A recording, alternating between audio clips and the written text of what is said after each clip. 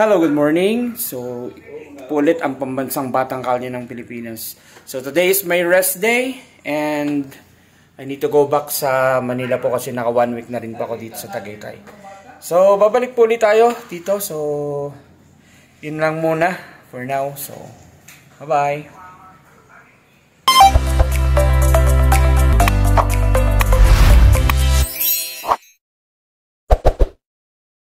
Hello guys, what's up? So, pabalik na po ako ng Manila. Ito po ako ngayon sa sasakyan. Ito po, dadaanan lang pala namin yung McDonald's, yung bagong tayo sa McDonald's sa Tagaytay. So, dito sa may Francisco. So, bago to. Yung McDo lumalapit na sa amin, kaya lang kami yung lumalayo. So, ito na po guys. Guys, ito yung McDo sa Tagaytay bago. Sa may Tagaytay Calamba Road to yung bago po. Malapit po sa City Market. So yan, may bago na kayong pupuntahan. Ayan po guys, maga pa lang, mga 7 o'clock. Kaya lang may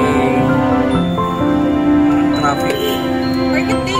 Oo nga pala, araw ng palengke ngayon sa Tagaytay.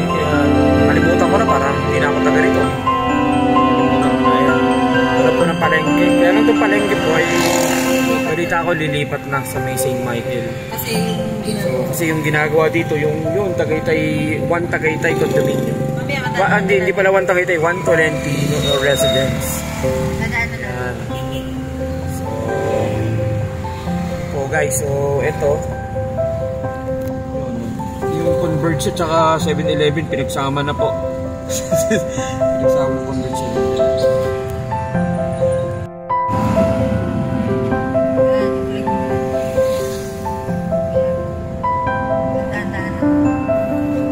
Dito po tayo sa pinalitan itong highway na to, ginawa ng Isaac Tolentino highway to, yung ginagawang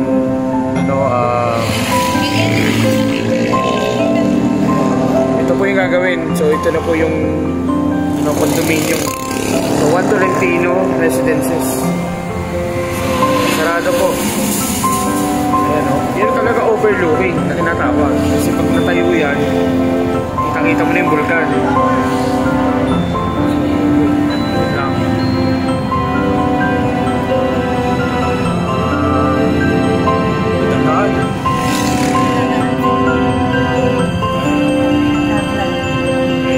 Para ka nang nakikipagkarera ka na naman eh. Huling sumakay ako sa'yo eh. 15 minutes lang, nasa Makati na tayo. Oh, grabe ka hindi yung 15 minutes yun. Parang mga 30 to 45 minutes, walang yan. Pikit-pikit ko pa lang eh. Nandun na tayo. Para po ito kapatid ko po kasi, para na nagda-drag race. Huwag mo papakita ha.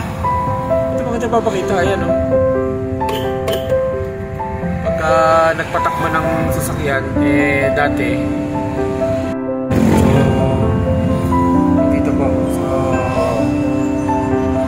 kapatid ko nagpatakbo ng kotse talagang sobrang bilis. Hindi naman hindi daw pero para makikipagkarera parati. Dati naalala ko nung sabay kami niyan napasok yan sa Makati, ako naman sa Ortigas. Madaling araw kami umalis. So ngayon, sumakay ako sa sasakyan, sa kotse. Nangyari, yun. Parang 45 minutes from Tagaytay to Makati. Nakapikit-pikit ko lang. Nandun na kami sa Magallanes.